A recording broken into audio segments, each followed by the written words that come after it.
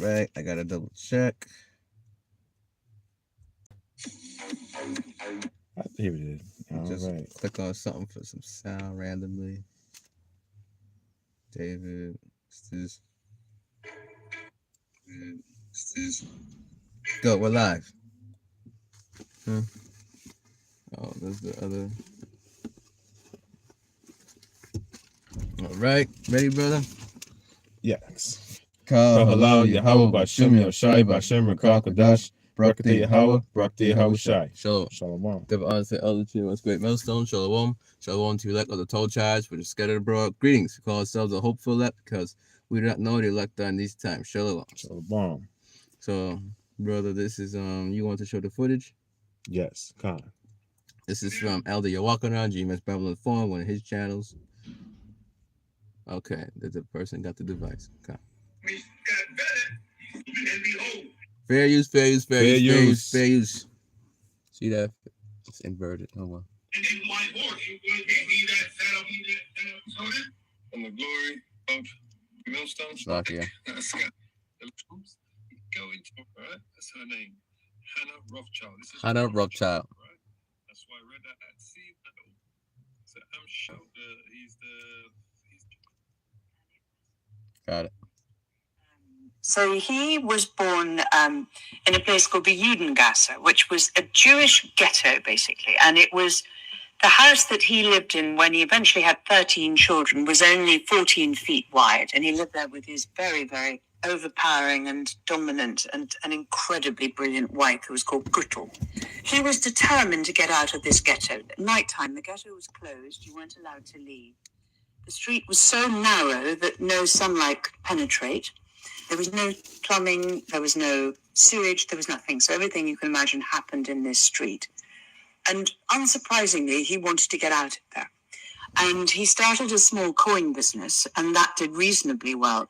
But actually, and this is where it ties into legacy, his great strength was to send his 5 sons to the capitals of Europe at that time. And what they did is they set up, in effect, the first international banking system. So whereas everyone used to be in separate different countries or separate cities until then, these 5 boys communicated with each other, sometimes by pigeon, and they wrote to each other in Judendeutsche, which was a kind of Yiddish German vernacular. And that is why they were so successful. And this absolute belief in togetherness, you've got to stand together, you've got to work together. You've got to work across borders. You've got to work with rules.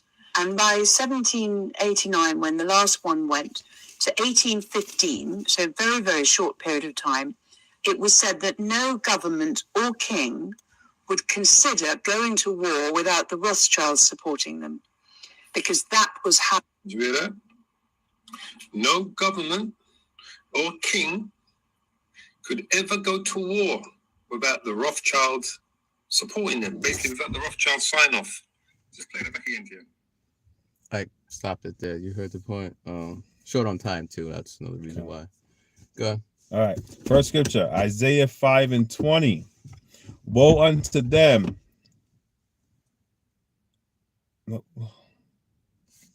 Woe unto them that call evil good and good evil, that put darkness for light and light for darkness, that put bitter for sweet and sweet for bitter.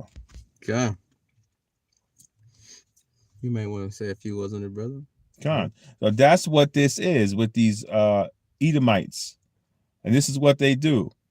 They call evil good. And what is the good for us? So this hopeful elect, we are serving Yahweh Bashem Yahweh Shai. We are listening to the voice and the spirit of Yahweh Bashem Yahweh Shai. They call that evil. We call it good.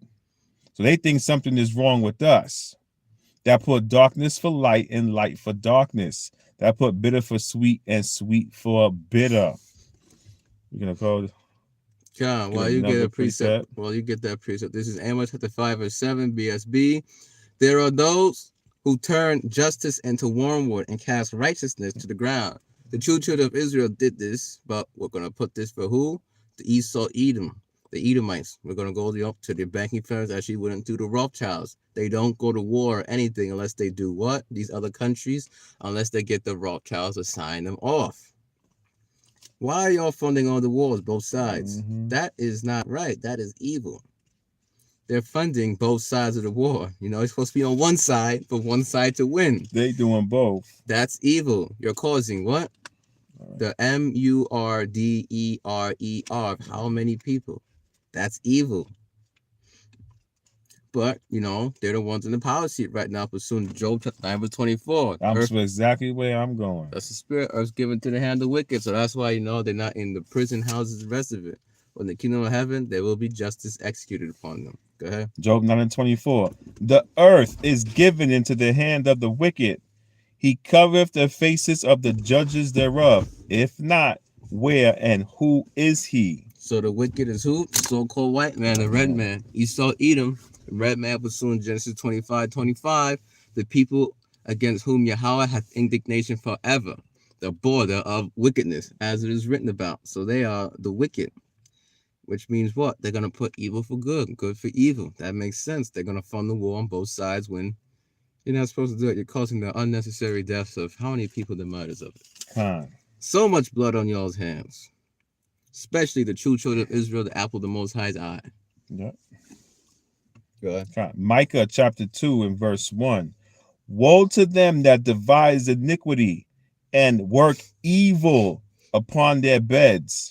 When the morning is light, they practice it because it is in the power of their hand. That sounds like, that's who, brother? That's Esau. Edom. Khan. Edom. Beware the beast, man. Khan. All right. Beware the beast, man. For this is the movie. They knew what they was doing with this movie. They knew exactly what they was doing. I know where you going. Set down by the greatest ape of all, our lawgiver. Cornelius, come here. Reach into my pocket. Read to him the 29th scroll, 6th verse. Beware the beast man, for he is the devil's pawn. Alone among God's primates, he kills for sport, or lust, or greed. Yea, he will murder his brother to possess his brother's land.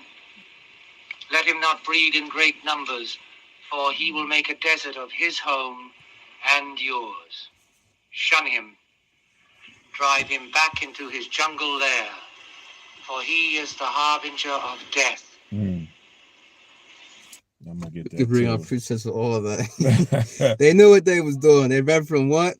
From the scroll. What did he say? Wait a minute. I want to go there. Set down by the greatest ape of all, our lawgiver. Set down by the greatest ape of all, our lawgiver. So that would be who? Moses.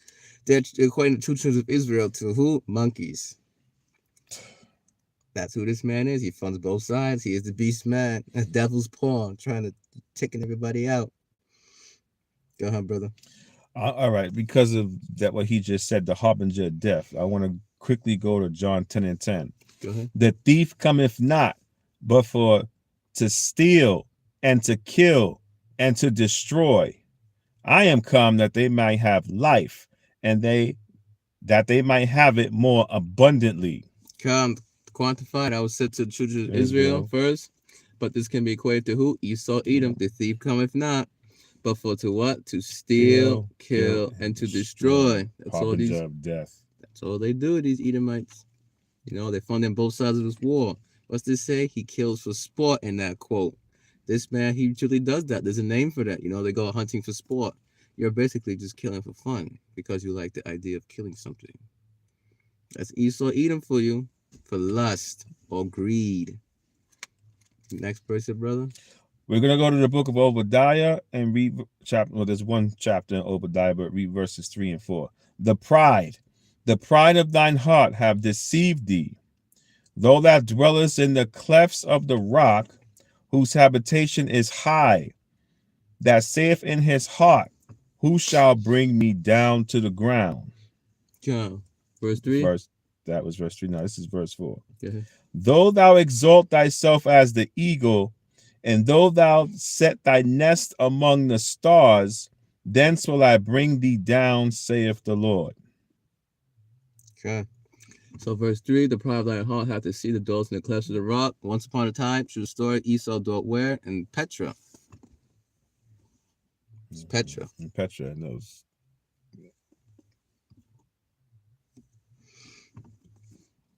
Whose habitation is high, that saith in his heart, who shall bring me down to the ground? This man, he's in his heaven right now, so his pride is lifted up in them. That's what verse 3 goes into. Scripture speak about, because vengeance is not executed speedily.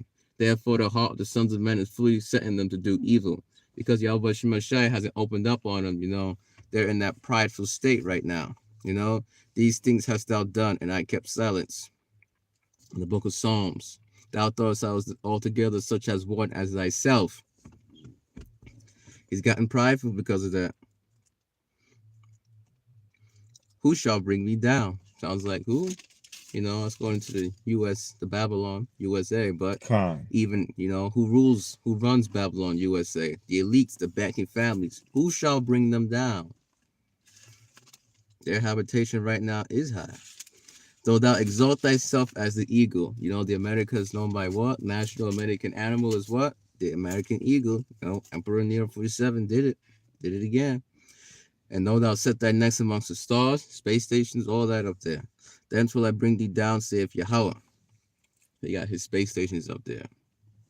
Set his nest amongst the stars. He even got his satellites up there. That's what that's going into. Next precept. We're going to go to Habakkuk chapter 2 and verse 3. Go right in ahead. For the vision is yet for an appointed time, but at the end it shall speak and not lie.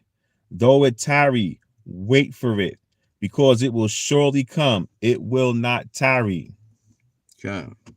The vision, these prophecies, is yet for an appointed time, but at the end it shall speak. We're at the end now, so these prophecies that come to pass now. Yahweh Shai got his men, service, the prophets out here speaking about it, and these prophecies are speaking for themselves. How are they speaking for themselves? They're coming to pass. The prophets out here, that's prophecy, prophesied to speak for itself. Revelation chapter 11, verse 11 goes into that. And not lie. Though they tarry, wait for it, because it will come, it will surely not tarry. These people will be taken down. Who shall bring me down to the ground? Well, Esau, Edom, the so-called white man, Bozrah. Bozrah was the ancient capital of ancient Edom. Bozrah in this it's going to take place where? In USA, Babylon. Will be taken down, and you elites will be hunted out of your bunkers, pursuant to Jeremiah chapter 16, verse 16. And y'all will be in slavery. As Elder Apostle Hart said, the brothers are going to come down like pinhead. They're going to be shooting laser beams out their eyes, laser beams out their mouth, something like that. He was saying they're going to shoot fire out their mouth. They're going to get beat down in captivity. Revelation chapter 13, verses 9 and 10. And then y'all going to be destroyed. Obadiah chapter 118 by the Israelites. Anything else you want to bring up? That was all. And on that note, Shalom. Shalom. Don't let me fix myself. Ready? Kahalau Yahweh Bashem Yahshai Bashem Rakah Kodash Barakatah Yahweh Barakatah Yahweh Shai. Shalom. Shalom. The Ba'al was the GMS Great Minister. Shalom. Shalom.